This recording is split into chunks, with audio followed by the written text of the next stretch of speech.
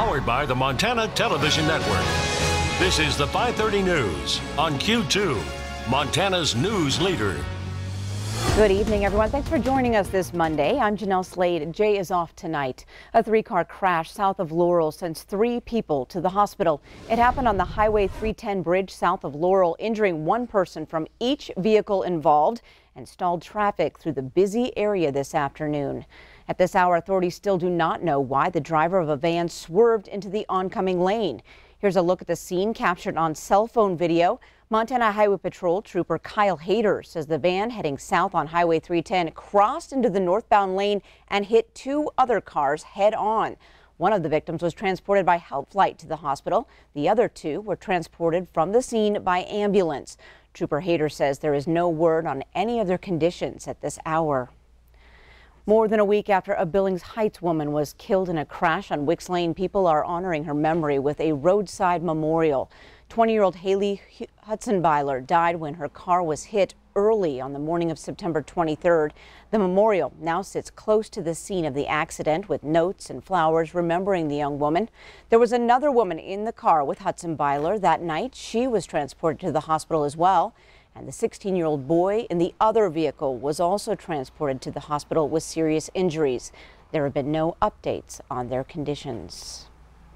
Well, this week there's a test, but don't worry, it's not the kind you have to study for, and attendance is not mandatory. The test is actually an alert that will ring out on your phone, similar to a text message. On Wednesday at 12:18 p.m., cell phone towers around the country will broadcast a WEA, or a wireless emergency alert, straight to your phone. Now, the action will sound similar to an Amber Alert, except this one will come from FEMA. And the message will have a header that reads Presidential Alert, telling you it's a test. The system is a way to warn the public about dangerous weather, missing children, and other critical situations. This alert was originally set to go out back in September, but because Hurricane Florence moved in, the test was pushed back to this Wednesday. Again, that's at 12:18 p.m. Montana time. Well, Yellowstone County and Billings City officials will be watching Wednesday's wireless emergency alert closely. That's because similar technology could be available for area residents soon when disaster strikes.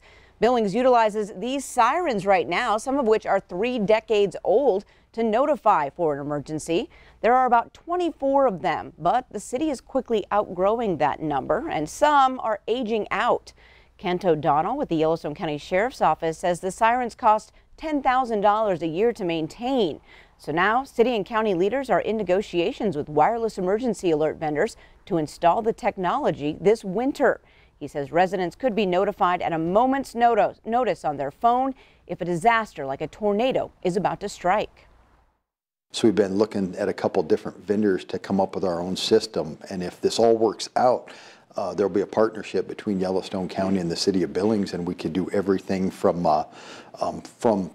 grassland fires or a local tornado, something of that sort, or an impending snowstorm and severe weather alerts.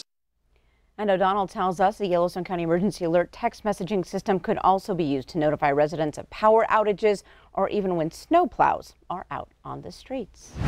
Speaking of weather, turning to weather, Bob, we have had a lovely week of fall, but it appeared the end of September just jumped to winter. I thought you were just talking about maybe if there's snow plows out on the street. Didn't need them yesterday, but we did have some snow. Take a look at this. These are how much snow we had in some of the top areas. You'll notice 18 miles southwest of Fishdale, they had 3 inches of snow. That was the big winter today in our area. Red Lodge had 2 inches. Same thing over at Rappeljay, 10 miles east of Moult had 2 inches. Billings Airport had 1.4 inches of snow yesterday. Now tomorrow, look at this. We've got a winter weather advisory up in the northwest corner of the state and a winter storm warning. Snowfall ranging anywhere from up to 9 inches in some local areas to 22 inches. It's going to be pretty big on the front range of the Rockies. But back here in Montana, it's a cold front that's moving through. We think it'll blow into the Billings area sometime tomorrow morning. But the rain showers, they'll continue to stay, I think, across the High Line. We'll probably just get rain. They'll get snow up there. So we'll see what happens. We'll have more coming up in a few more minutes. All right, thanks, Bob. President Donald Trump calls a new trade deal with Canada and Mexico historic. One that will boost the U.S. economy and help farmers and U.S. manufacturing. Now, the deal to scrap the old NAFTA agreement came together late Sunday. It's called USMCA. Today, Montana senators reacted. Senator Steve Daines said it's a, quote, positive step forward and will provide certainty for Montana farmers, ranchers, and businesses. Senator Jon Tester said he is, quote, encouraged by the steps the president is taking to address the uncertainty with our trading partners.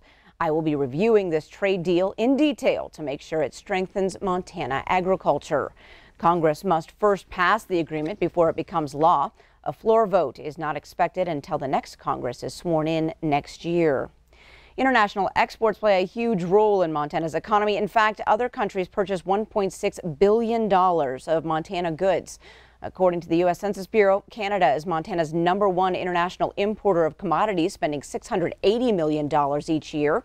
That amounts to about 40% of Montana's international exports.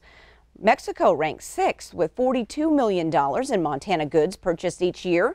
Montana Office of Tourism and Business Development and the Montana Stock Growers Association say there's still a lot to learn about the new deal, but they agree growing export opportunities for the state is great for all of Montana.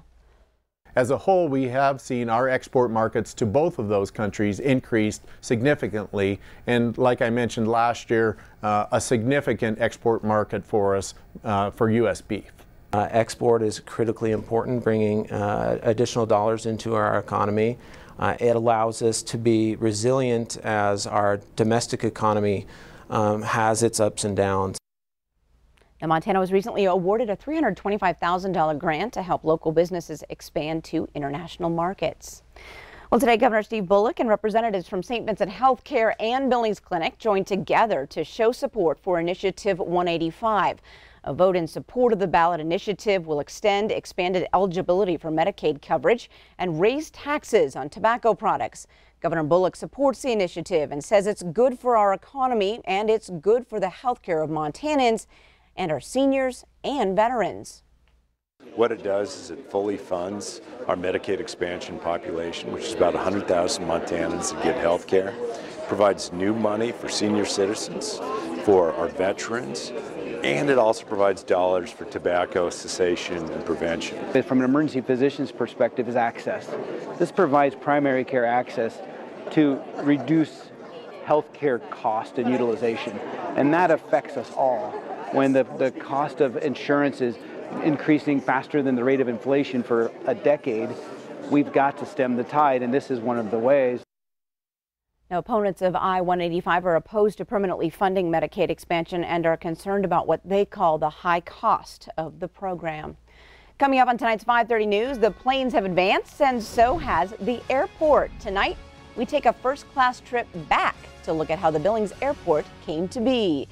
And later in sports, Grizz linebacker Dante Olson is tearing up the Big Sky Conference. Scott details his latest domination.